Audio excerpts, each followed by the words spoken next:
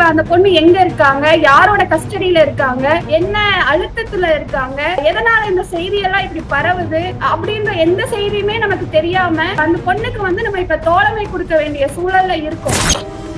நீ திருமண பையனே இல்ல, இனி நீ எங்க போவ, யாருக்கிட்ட போவ, உங்க அப்பா அம்மாவை காட்டி கொடுத்துட்டேன்னா உனக்கு போறதுக்கு இடமே இருக்காது, அதனால நீ அவங்கள சொல்லாத. கவின் நண்பர்கள் கூட பழகின புகைப்படங்களை வச்சு மோசமா சித்தரிக்கக்கூடிய செயல் தான் இங்க இருக்கு. அதே இது ஏன் சுர்ஜித் அருவாளை வச்சுட்டு அவ்வளவு மோசமான புகைப்படங்களை போட்டிருக்கான்னு யாரும் கேள்வி கேட்கல. அந்த பையன் ஒவ்வொரு போட்டோலையுமே 2 கத்தி 3 கத்தி வச்சு போட்டோ போட்டிருக்கான். இதுக்கு முன்னாடியே அவனோட வெட்டு காயங்கள், அவனோட ரத்தங்கள், அது எல்லாம் எந்த அளவுக்கு ஆழமா இருந்ததுன்னு நான் கூட இருந்து நான் பார்த்ததுனால என்னால அவங்கள இப்ப வரைக்கும் மன்னிக்க முடியல. எல்லாருமே அம்மா அப்பாவை பார்த்தா அன்புதான் வரும். எனக்கு அந்த சூழல்ல அந்த இடத்துல போய் நான் கூண்டுல ஏறி நின்று அவங்கள பார்க்கும்போது எனக்கு கொலை செஞ்சவங்களை பார்க்கிற அந்த பயம், நடுக்கம் அதுதான் இருந்தது. ரொம்ப முக்கியமா டே லைட்ல நடந்த எங்களோட வழக்கின் குற்றவாளி A1 அவரே வெளியில இருக்காரு. கண்டிப்பா அந்த பெண் மனதளவுல ரொம்ப பாதிக்கப்பட்டிருப்பாங்க. அந்த பெண்ணுக்கு கண்டிப்பா கவுன்சிலிங் தேவை. அந்த பெண் சொன்னாங்களா இல்லையா அப்படின்ற எந்த உறுதியுமே இல்லை. ஏன்னா போலீஸ் அந்த களத்துல என்னென்ன செய்யறாங்கன்னு களத்துல இருக்கிறவங்களுக்கு தெரியும். சமூகத்துல பெண்களை ரொம்ப ஈஸியா குறை சொல்லிட முடியும். இப்ப இந்த பிரச்சனையே கூட எல்லாரும் அந்த பெண்ணை மையப்படுத்தி தான் நகர்த்துறாங்க. வணக்கம். வணக்கம். எப்படி இருக்கீங்க? ஓகே.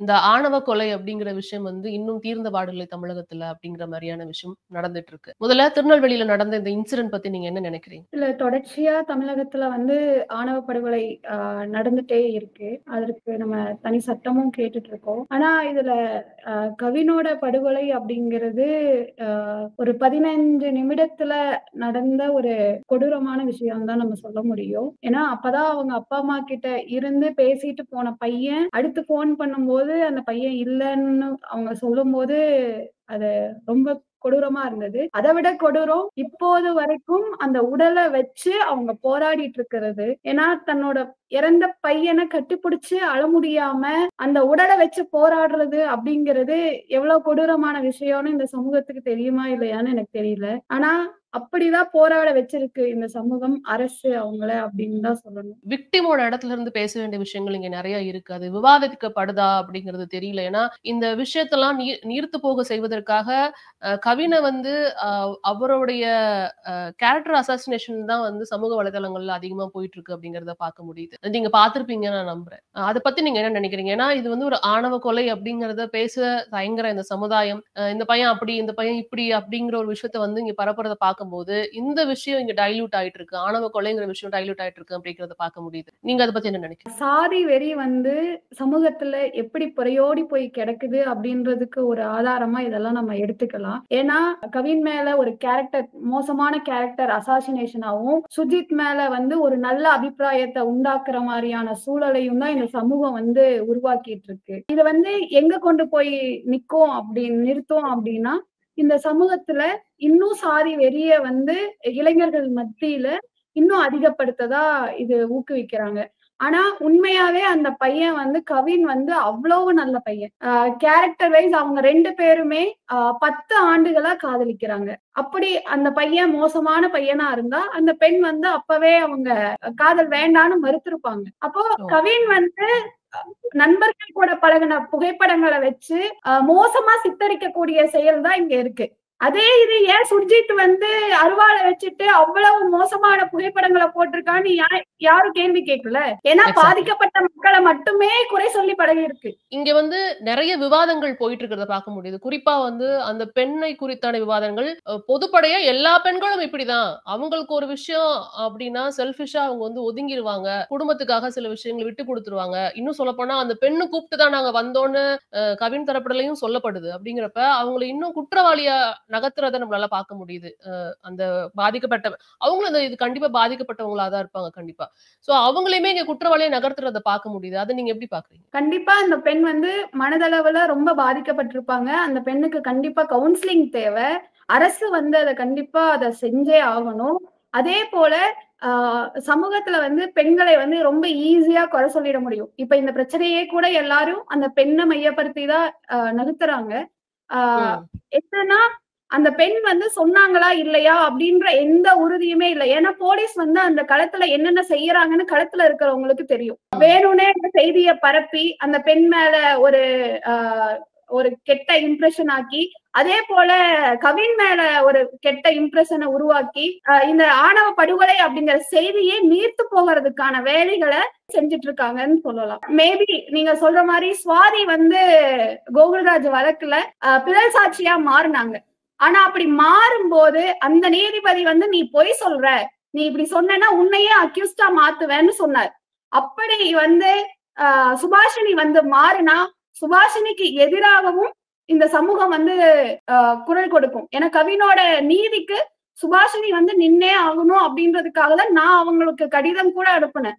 ஏன் அப்படின்னா இந்த சமூகத்துல வந்து அந்த பெண்ணுக்கான சூழலை யாருனாலையும் புரிஞ்சுக்க முடியாது. இப்ப அந்த பொண்ணு எங்க இருக்காங்க, யாரோட கஸ்டடியில இருக்காங்க, என்ன அழுத்தத்துல இருக்காங்க, எதனால இந்த செய்தி எல்லாம் இப்படி பரவுது அப்படின்ற எந்த செய்தியுமே நமக்கு தெரியாம அந்த பொண்ணுக்கு வந்து நம்ம இப்ப தோழமை கொடுக்க வேண்டிய சூழல்ல இருக்கோம்.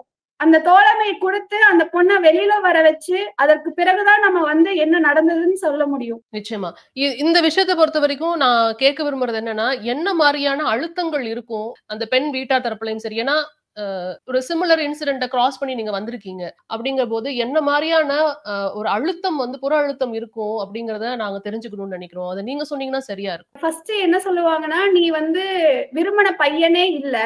இனி வந்து நீ எங்க போவ, யாருகிட்ட போவ, இனி உங்க அப்பா அம்மாவை காட்டி கொடுத்துட்டேன்னா உனக்கு போறதுக்கு இடமே இருக்காது. அதனால நீ அவங்கள வந்து சொல்லாத அப்படின்னு என்கிட்ட வந்து காவல்துறையில இருக்கவங்களே நான் மருத்துவமனையில இருக்கும்போது சொன்னாங்க. அதே போல மருத்துவர்களுமே அதை சொன்னாங்க. உனக்கு வந்து போறதுக்கு இடம் இல்ல, அதனால உங்க அம்மா அப்பா கூடயே நீ போயிடு, அவங்களுக்கு எதிரா நீ பேச வேண்டாம் அப்படின்லாம் சொன்னாங்க. ஆனா எனக்குள்ள இருந்த கேள்வி, எப்படி என்னோட சங்கர எப்படி போக முடியும் அப்படின்ற ஒரு கேள்வி எனக்கு இருந்தது. அதே போலதான் அதற்கு பிறகு நான் இப்படி நிக்கிறதுக்கு நிறைய சமூக இயக்கங்கள் சார்ந்த தோழர்கள் வந்து எனக்கு கூட இருந்தாங்க. நான் வந்து அந்த கடிதத்தை நான் இருக்கிறேன், நாங்கள் இருக்கிறோம் அப்படின்னு நான் சொல்லியிருந்தேன். நாங்கள் அப்படிங்கிறது இங்க சமூகத்துல முற்போக்கு இயக்கங்கள் என்ன அவங்க வந்து அரவணைச்சுக்கிட்ட ஒன்றுதான். என்ன இத்தனை வருஷமா என்னால இதுக்கு இயங்க முடியுது, சங்கரோட வழக்குக்கு துணிஞ்சு நிக்க முடியுது.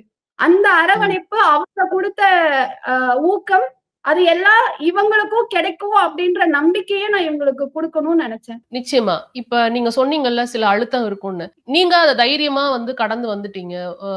தாய் தந்தையரை வந்துட்டு நீதிமன்றத்துல ஏற்றி அவங்கள வந்து எதிரில நின்னு அவங்களுக்கு எதிரா வந்து நம்ம பேசுறது அப்படிங்கிறது எல்லாருமே அவ்வளவு ஸ்ட்ராங்கா இருப்பாங்களா? இப்போ இந்த பெண்ணுக்கு வந்து அந்த மாரி ஒரு மன வலிமை இருக்குமா அப்படிங்கிறது தெரியல. மேபி அவங்க அடுத்தடுத்த நகர்வுகள்ல தான் என்ன நடக்குங்கிறத தெரிஞ்சுக்க முடியும். பட் நீங்க அத கிராஸ் பண்ணி வந்திருப்பீங்கங்கிறதுனால தான் நான் கேட்கிறேன். அது எவ்வளவு பிரஷரா இருந்தது உங்களுக்கு அந்த சிச்சுவேஷன ஹேண்டில் பண்றது? எனக்கு அது ரொம்ப பயமா இருந்ததுன்னு சொல்லலாம். எல்லாருமே அம்மா அப்பாவை பார்த்தா அன்புதான் வரும்.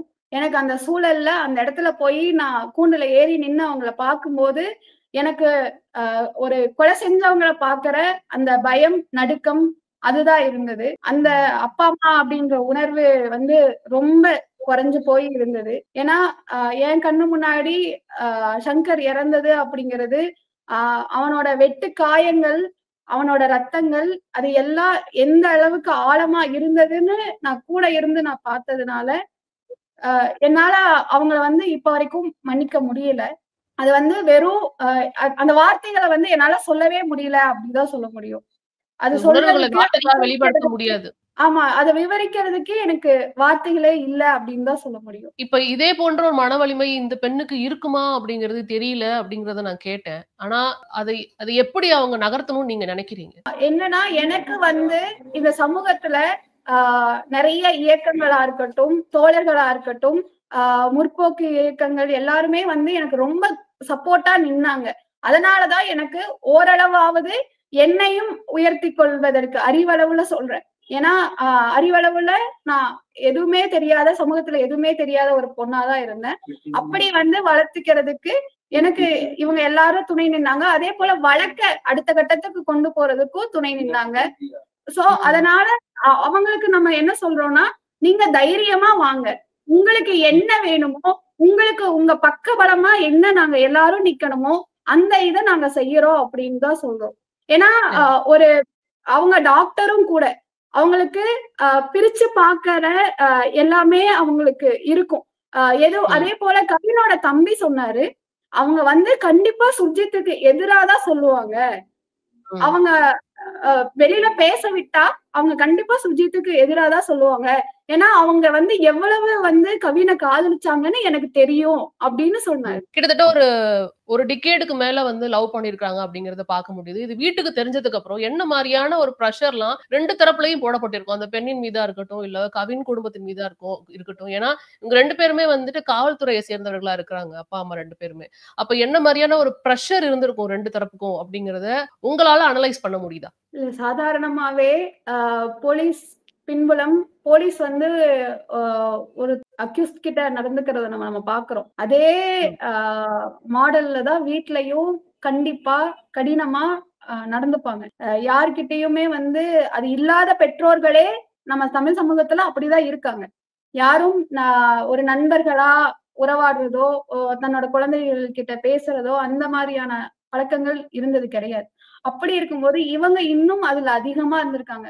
அப்போ அந்த சூழல் எப்படி இருக்கும்னு நம்ம ஒவ்வொருத்தருக்குமே தெரியும். அவங்க வீட்டுல அவங்களோட காதல் தெரியும்போது என்னலாம் இருந்திருக்கும் அப்படின்றத நம்மளால உணர முடியுது. அதே போல இந்த சுஜித் வந்து அவன் அந்த பையனோட கல்லூரியில டிபார்ல செய்யப்பட்ட ஒரு நபர் தான். அந்த பையன் நிறைய ரவுடிசம் பண்ற பையன், நிறைய பிரச்சனைகளை உருவாக்கக்கூடிய பையனாதான் இருந்திருக்கு. அதுதான் இப்ப உங்களுக்கும் அந்த மாதிரி ஒரு காலகட்டம் இருந்திருக்கும் இல்லையா? இப்ப வந்து முதல்ல வந்து எடுத்த உடனே வந்து எந்த மாதிரியான ஒரு இடத்துக்கு போயிருக்க மாட்டாங்க. எச்சரிக்கை குடுத்திருப்பாங்க வீட்ல. நெறைய சண்டைகள் நடந்திருக்கும். சோ அத பத்தி நான் கேட்கணும்னு தான் நான் நினைக்கிறேன். அப்படி என்ன விஷயங்கள் நடந்திருக்கு? எங்களோட இன்சிடென்ட் நடக்கிறதுக்கு 1 வாரத்துக்கு முன்னாடி கூட சங்கரோட வீட்டுக்கு எங்க வீட்ல இருந்து அன்னலட்சுமி, சின்னச்சாமி, அப்புறம் சொந்தக்காரங்க கொஞ்சம் பேர் எல்லாம் வந்திருந்தாங்க. வந்து அது வாசல்லயே நின்னுட்டு எப்பயுமே வரமாட்டாங்க. வாசல்லயே நின்னுட்டு அப்படியே போயிடுவாங்க. அப்போ வந்து சேர்ல உட்கார்ந்து என்ன கூப்பிட்டாங்க. கூப்பிட்டு நான் வரமாட்டேன்னு சொன்னேன்.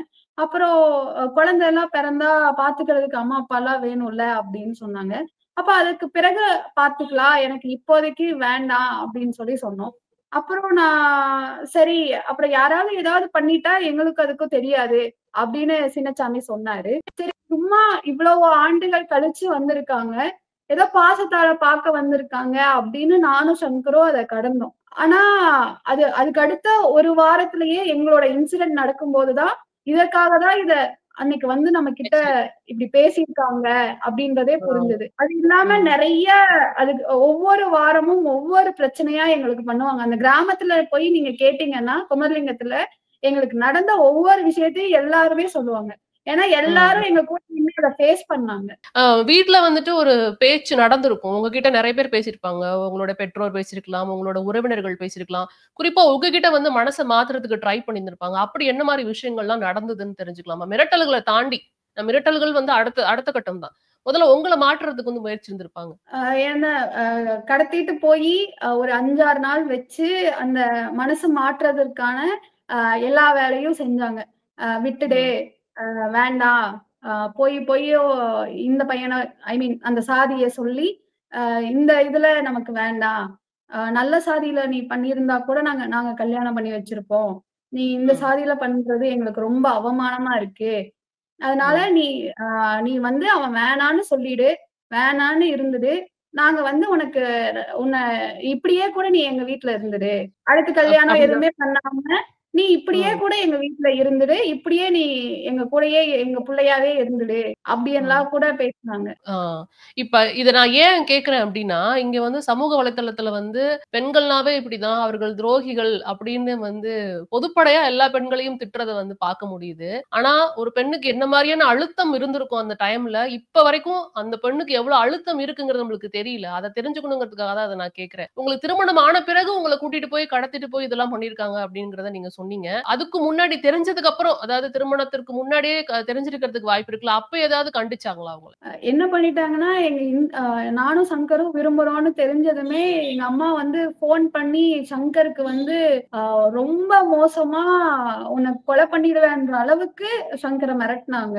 இனிமேல் எங்க ம். புள்ளைய பின்னாடி வந்த, இல்ல எங்க புள்ளைட்ட பேசுன உன்ன அவ்வளவுதான். நீ எந்த ஊர்ல இருக்க, என்ன பண்றன்னுலாம் எனக்கு தெரியும். அப்படின்லாம் ம். சொன்னாங்க. அதுக்கப்புறம் அத பேசிட்டு நான் கல்லூரி படிச்சுட்டு இருந்தேன். என்னோட புத்தகங்கள் எல்லாத்தையும் எரிச்சுட்டாங்க. இனிமேல் கல்லூரி போகக்கூடாது அப்படின்னு சொல்லி. அப்புறம் என்கிட்ட இருந்த ஃபோனு, அப்புறம் என்னோட இதெல்லாம் இது பண்ணிட்டு, அடுத்த நாளே மாப்பிள பாக்குறதுக்கு போயிட்டாங்க. ம். மாப்பிள ம். பாத்து இதுதான் கல்யாணம் பண்ணி வச்சிடணும் அப்படின்னு. ஓகே. இதுதான் நடக்கும். அதாவது பொதுவா வந்து நடக்கக்கூடிய விஷயங்கள் தான் இது. அத தெரிஞ்சுக்கணுங்கிறதுக்காக தான் நான் கேட்டேன். இத தாண்டி நீங்க ஆரம்பத்திலேயே சொன்னீங்க. வெறும் 23லிருந்து 24 வயது தான் இருக்கும் அந்த பையனுக்கு அப்படிங்கிறது. அதாவது சுர்ஜித்துக்கு. இந்த சின்ன வயசுல அவர் மனசுல இப்படி ஒரு ஜாதி வெறி புரையூடி இருக்கு அப்படிங்கிறத பார்க்கும்போது, அதிர்ச்சியாவும், வேதனையாவும் இருக்கு. ஏன்னா அடுத்த கட்ட ஜெனரேஷன் இவங்க. அடுத்த தலைமுறையினர். அவங்க கிட்ட இது கடந்து போகாது. இத கடத்தியிருக்க மாட்டோம்னு நம்ம நெனைக்கிறப்ப, இப்படி ஒரு சின்ன வயசு பையன் வந்து இந்த வேலைய பண்ணிட்டு இருக்காங்கிறப்ப, அது உங்களுக்கு எவ்வளவு தூரம் ஷாக்கிங்கா இருந்தது? இல்ல முதல்ல அந்த பையனோட புகைப்படம் பார்க்கும்போது, என்னடா இது இவ்ளோ சின்ன பையனா இருக்கான். இவன் எப்படி இத செஞ்சிருப்பான் அப்படின்னு தோணுச்சு. அதுக்கப்புறம் நேத்து கவின் வீட்ல இருக்கும்போது வன்னியரசு தோழர் வந்து இந்த பையனோட புகைப்படத்தெல்லாம் பாருங்கப்பா அப்படின்னு சொல்லி எடுத்து காமிக்கும்போது, அந்த பையன் ஒவ்வொரு ஃபோட்டோலயுமே 2 கத்தி, 3 கத்தி வச்சு ஃபோட்டோ போட்டிருக்கான். இதுக்கு முன்னாடியே. Instagramல இருக்கு. ம். ஆமா, ஆமா. அப்படி வந்து ஒரு சாதாரண ஒரு மனிதர் கத்திய வச்சு போட்டாவே அது கிரைம் தான். அப்ப ம். இந்த பையன ஏன் இது நாள் வரைக்கும் அரெஸ்டே பண்ணல அப்படிங்கிற ஒரு கேள்வி இருக்கு. இல்ல அவன ஒரு எச்சரிக்கையாவது பண்ணியிருக்கணும் இல்லையா? போலீஸ் ம். தரப்புல இருந்து நீ பண்றது தப்பு, இப்படி பண்ணக்கூடாது. இதெல்லாம் முதல்ல ரிமூவ் பண்ணு அப்படின்னு சொல்லியிருக்கணும். ஆனா அது எதையுமே அவங்க செய்யல. ஏன்னா ம். அவங்களோட பெற்றோர்கள் வந்து காவல்துறையில இருக்கிறதுனால இந்த போக்குகளை எல்லாம் அவங்க வந்து ரொம்ப எளிமையா எடுத்துட்டு இருந்திருக்காங்க. இப்ப இருக்கிற ஜெனரேஷன்ல சாதி வந்து அ படி அந்த பையன் உண்மையா சொல்லணும்னா, அந்த பையன் காலேஜ் போயிருக்கான். ஆனா படிச்சானா இல்லையான்ற ஒரு கேள்வி நமக்குள்ள எழுதுதான். ஏன்னா உண்மையாவே படிப்பு, கல்விங்கிறது எதுக்காக நம்ம படிக்கிறோம்னு எல்லாருமே தெரிஞ்சுக்கணும். ஒவ்வொருத்தவங்களையும் சமத்துவமா நடத்தணும். அந்த சமத்துவம் நடத்துறது இல்லாத ஒரு கல்வி, தீண்டாமையை கூடாதுன்னு சொல்ற கல்வி இருக்கணும். இப்ப தமிழ்நாட்டுல நெறைய அ கையில கயிறு கட்டுறது, அ ப நம்மள விட நல்லா வேற சாதிக்கார பையன் நல்லா படிச்சா அவன வெட்டுறது, ஒரு பையன் நல்லா அ வேற சாதிக்கார பையன் நல்லா புல்லட் ஓட்டிட்டு போனா அவன வெட்டுறது. இது என்ன மாரியான சமூகத்துல நம்மள கொண்டு போயிட்டு இருக்கு அப்படிங்கிற ஒரு கேள்விய நம்ம எழுப்பியே ஆகணும். அதே போல ம். சிவில் சமூகம் இது மாதிரியான ஆணவ கொலைகளுக்கு அடுத்து என்ன பண்ண போறாங்க? ஏன்னா ரொம்ப ம். அமைதி காக்குறாங்க. ம். அஜித் ம். குமார் கொலை செய்ததுக்கு எழுப்பப்பட்ட கேள்விகள், திரண்டு நின்ற மக்கள் ஏன் கவினுக்கு திரண்டு நிக்கல? இதே நிச்சயமா. சமூக நியாயமான இயக்கங்கள் தான். ஆமா. நியாயமான கேள்விதான். இப்ப நம்ம இது குறித்து பேசும்போது, இந்த பிசிஆர் ஆக்ட் பத்தியும் நம்ம பேச வேண்டியது இருக்கு. அது பிசிஆர் ஆக்ட் கொண்டு வந்தது வந்து, இது போன்ற வன்கொடுமைகளை தடுப்பதற்காக அப்படிங்கிறது தான். ஆனா, இது சரியாக கையாளப்படுதா தமிழ்நாட்ட பொறுத்தவரைக்கும்? ஏன்னா, இத விசாரிக்கக்கூடிய அதிகாரிகளே இடைநிலை ஜாதிகளை சேர்ந்தவர்களாக இருப்பதனால், இந்த விசாரணை வந்து நியாயமா நடக்குதா? அப்படிங்கிற ஒரு கேள்வியும் வருது. அத குறித்து நீங்க என்ன நினைக்கிறீங்க? ஆணவ படுகொலைய பொறுத்தளவுக்கு 7 வழக்குகள்ல மட்டும் தான் இப்ப தீர்ப்பு வந்திருக்கு. ரொம்ப ம். முக்கியமா டே லைட்ல நடந்த எங்களோட வழக்கின் குற்றவாளி A1 அவரே வெளியில இருக்காரு. அப்போ இந்த வழக்குகள் எப்படி நடக்குது அப்படிங்கிறதுக்கு வெளிச்சத்துக்கு இந்த ஒரு வழக்கே போதுமானது. அப்ப அந்த சிறப்பு சட்டம் ஏற்றுறதுனால இத வந்து மாற்ற முடியும்னு நீங்க நம்புறீங்களா? இப்ப ஆணவ படுகொலைக்குன்னு தனி சட்டம் ஏற்றதுனால இத மாற்ற முடியும்னு நீங்க நம்புறீங்களா? கண்டிப்பா முடியும் நம்புறேன். ஏன்னா, முன்னாடி இருந்த காலத்துல எல்லாம் தலித்களே அவங்களோட பேர அ ஒ நீ வந்து இந்த சாதிய சேர்ந்தவன் சொல்லி திட்டுனாவே நம்ம எஸ்சி, எஸ்டி ஆக்ட் போட முடியும். ஆனா, ம். இப்ப ஆணவ குற்றங்கள்னு நம்ம சொல்றோம். ஆணவ கொலைகள் முடிக்கும் இல்ல. ஆணவ குற்றங்கள்னே தனியா இருக்கு. அப்படி இத்தனை குற்றங்கள் இருக்கும் போதும் இந்த இதுல பிசில இருந்து எம்பிசியா இருக்கட்டும், எஸ்சியா இருக்கட்டும், இவங்க 2 பேர் சேரும் போது நடக்கிற இந்த சிக்கல்ல இது ஒரு தனி குற்ற வகை. அப்போ இதற்குன்னு தனி நீதிமன்றம் வேணும், தனி ஐஓ வேணும், தனி விசாரணை குழு வேணும். அது எதுவுமே இல்லாம ஒரு தனி குற்ற வகையை எப்படி கொண்டு போய் SC/ST ஆக்ட்ல நம்ம சேர்க்க முடியும்? நிச்சயமா, நிச்சயமா. நீங்க சொல்றது சரிதான். இன்னொரு விஷயம் என்னன்னா, தமிழ்நாட்ட பொறுத்தவரைக்கும் குறிப்பா டவுன் சவுத்ல தான் இது போன்ற விஷயங்கள் நடக்குதுங்கிறது பரவலா பேசப்படுற ஒரு விஷயமா பார்க்க முடியுது. குறிப்பிட்ட சில பகுதிகள்ல தான் இது போன்ற ஆணவ படுகொலைகள் நடக்குது அப்படிங்கிறத பார்க்க முடியுது. அது உண்மைன்னு நீங்க நினைக்கிறீங்களா? அப்படி சொல்லிட முடியாது. கொங்கு பெல்ட்லயும் நடக்குது, சவுத்லயும் நடக்குது. எல்லா ஊர்களையுமே ஆணவ படுகொலைகள் நடந்துட்டு இருக்கு. எல்லா சாதிகளுக்குள்ளயும் நடக்குது. ஒரே சாதியை சேர்ந்தவங்களுக்கு கூட நடக்குது. இப்ப இந்த விஷயத்த பொறுத்தவரைக்கும் பொருளாதார ரீதியா வந்து கவினுடைய குடும்பமும் சரி, இல்ல கவினுமே தனிப்பட்ட முறையில வந்து அவங்கள விட ஜாஸ்தியா தான் இருக்கிற மாரி நம்மளால பார்க்க முடியுது. இவங்களுக்கு ஒரே பிரச்சனை வந்து இந்த இந்த இடத்துல ஜாதி மட்டும் தான் அப்படிங்கிறது வந்து அப்படிங்கிறது தெளிவா நம்மளுக்கு தெரியுது. அப்ப இந்த பெண்கள், அதுவும் குறிப்பா இடைநிலை ஜாதிகள் பிறக்கக்கூடிய அந்த பெண்களுடைய வளர்ப்போ, மனநிலையோ எப்படி மாறி இருக்கு இந்த காலகட்டத்துல? இன்னமும் அதே போன்றுதான் வந்து வளர்க்கப்படுறார்களா தமிழகத்துல பெண்கள்? இத நீங்க ஒரு தொலைநோக்கு பார்வையோட பார்த்தா எப்படி பார்ப்பீங்க? சொல்லப் போனோம்னா, பெண்கள் வந்து இன்னும் ரொம்ப மோசமா தான் வளர்க்கப்படுறாங்க. எவ்வளவு சிட்டில நீங்க எடுத்துக்கிட்டீங்கன்னா, சிட்டிய பத்தி பேசவே வேண்டாம். ஏன்னா ஒவ்வொரு கிராமங்கள்லயும், ஒவ்வொரு ஊர்கள்லயும் நம்ம போய் பார்க்கும்போது தான் தெரியும். இப்ப ஆணவ படுகொலை எல்லாம் நடக்குது அப்படின்னா, அது வந்து இயற்கையா ஒரு பெண்ணுக்கு வர்ற காதல். அந்த காதல் உணர்வ வந்து தடுக்கிறதுக்கு தான் இந்த சமூகம் வந்து இந்த ஆணவ படுகொலைகள செய்யுது. அப்போ அந்த பெண் எவ்வளவு அ மோசமா வளர்க்கப்படுறா அப்படிங்கிறது இந்த சமூகத்துக்கு எல்லாத்துக்குமே தெரியும். ஏன்னா இப்ப பேசிட்டு இருக்க என்னையவே கூட இங்க கீழ வந்து ரொம்ப மோசமான கமெண்ட்கள்ல இங்க பேசிட்டு தான் இருப்பாங்க. அதுக்காக நாங்க எங்களுக்காக நிக்காம இருக்க முடியாது இல்லையா? நிச்சயமா, அப்போ நிச்சயமா. ஒரு பெண் வந்து பேச வந்துட்டாலே நீ இப்படியானவ அப்படின்னு வரையறுக்கிறவங்க இந்த பெண்களை எப்படி வீட்டுல வளர்ப்பாங்க? அவங்களோட மனைவி கிட்ட எப்படி நடந்துப்பாங்க? அவங்களோட பெண்ணை எப்படி வளர்ப்பாங்க? நிச்சயமா, நிச்சயமா. அதனாலதான் இந்த கேள்வி உங்க முன்னாடி வச்சேன். இதை தாண்டி தமிழகத்தோட அரசியல் கட்சிகள் அவங்களுடைய நிலைப்பாட குறித்து நீங்க என்ன நினைக்கிறீங்க? ஏற்கனவே நீங்க சொல்லிட்டீங்க. இந்த அஜித்தோட மரணத்துல எப்படி இருந்தது அப்படிங்கிறத நீங்க சொன்னீங்க. தமிழக அரசியல் கட்சிகள் மீது உள்ள நம்பிக்கை, அதுவும் குறிப்பா இந்த போன்ற விஷயங்கள்ல அவங்க மீது உள்ள நம்பிக்கை உங்களுக்கு எப்படி இருந்திருக்கு? இப்ப எப்படி மாறி இருக்கு? எங்களோட இன்சிடென்ட் நடக்கும்போது முதல்வர் ஸ்டாலின் வந்து ஆணவ படுகொலைக்கு நாங்க ஆட்சிக்கு வந்தா தனி சட்டம் இயற்றுவோம் அப்படின்னு சொன்னாரு. ஆட்சிக்கு வந்ததற்கு பிறகு அவர் பேசும்போது இது போன்ற கொலைகளுக்கு தனி சட்டம் இயற்ற தேவை இல்லை அப்படின்னு சொன்னாரு. ஆனா இன்னைக்கு மக்கள் கோரிக்கையா ஆணவ படுகொலைக்கு தனி சட்டம் வேணும் அப்படின்னு எல்லாருமே அதுக்கு குரல் கொடுக்கறாங்க. அதே போல இதனால் வரை ஆணவ படுகொலை நடந்த எந்த குடும்பத்தையும் பாதிக்கப்பட்ட குடும்பத்தை பார்க்கறதுக்கு எந்த எம்எல்ஏவோ எம்பியோ கலெக்டரோ வந்ததே கிடையாது. ஆனா இன்று முதல் முறையா கவின் வீட்டுக்கு கனிமொழி, நேரு அவங்க போன்ற தலைவர்கள் எல்லாம் போய் அங்க ஆறுதல் சொன்னது அப்படிங்கிறது எங்களுக்கு ஒரு ஆறுதலா இருக்கு. அதே போல அரசு தனிச்சட்டம் இயற்றியாக வேண்டும் அப்படிங்கிற ஒரு கோரிக்கையையும் நம்ம வைக்கிறோம்.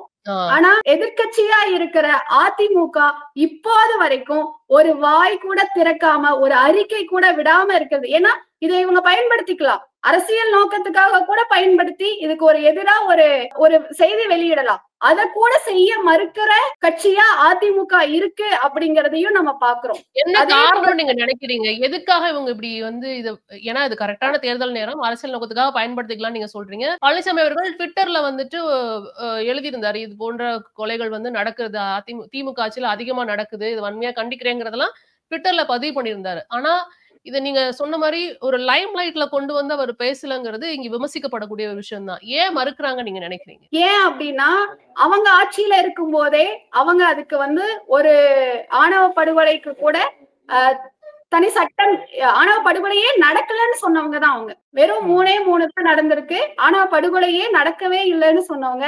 அதே போல அவங்க சைடு ஏன்னா இன்னைக்கு இது பண்ணிட்டாங்கன்னா அவங்க இதுக்கு சப்போர்ட்டா பேசிட்டாங்கன்னா அவங்க இருக்கிற சாதியை சேர்ந்தவங்க அவங்களை கேள்வி கேட்பாங்கல்ல, எப்படிங்க ஆணவ படுகொலைக்கு நீங்க வந்து தனி சட்டம் கேட்கலாம், இதுக்கு எப்படி நீங்க ஆதரவா போய் நிக்கலாம் அப்படின்னு அவங்க சாதியை சேர்ந்தவங்க கேட்பாங்க இல்லையா? அதற்கு ம். அஞ்சுதான் இத செய்யறாங்க அப்படிங்கிறது தான் எங்களோட குற்றச்சாட்டு. நிச்சயமா. இது வந்து நாட் ஒன்லி ஏடிஎம்கே மற்ற கட்சிகளையும் நம்ம வந்து விமர்சிக்க வேண்டிய கட்டாயத்துல தான் இருக்கோம். அதே புதுசா போல ஆரம்பிக்கிறவங்க. குடியுரிமை பேசுறது நாத்தாக்கா வந்து குடியுரிமை பேசுறாங்க. சாதி வேற, குடியுரிமை வேறயா? ம், ம், ம். ஏன் இன்ன இல்ல அதுதான் வரைக்கும் நீங்க மாடுகளுக்கு வந்து உங்கனால ஒரு போராட்டம் நடத்த முடியுது. ஏன் கவினுக்காக உங்கனால போராட்டம் நடத்த முடியல?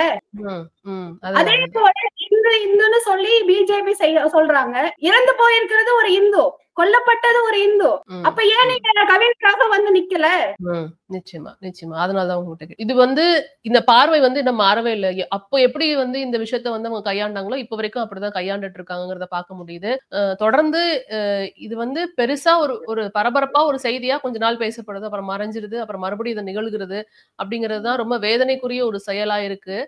பாதிக்கப்பட்ட குடும்பத்திற்கு நீதி கிடைக்கணும் அப்படிங்கிறதுக்காக தான் தொடர்ந்து எல்லாரும் ஏங்கிட்டு இருக்காங்க. அது கிடைக்கும்னு நம்புவோம். இந்த நேரத்துல நீங்க வந்து சில விஷயங்கள பகிர்ந்துக்கிட்டீங்க. மேபி இது அந்த பெண்ணுக்கு போய் சேர்ந்தது அப்படின்னா, நிச்சயமா இந்த வழக்கு வந்து அவங்களுக்கு எதிரா மாறுறதுக்கான இன்னும் ஸ்ட்ராங்கா மாறுறதுக்கான வாய்ப்புகள் இருக்கு.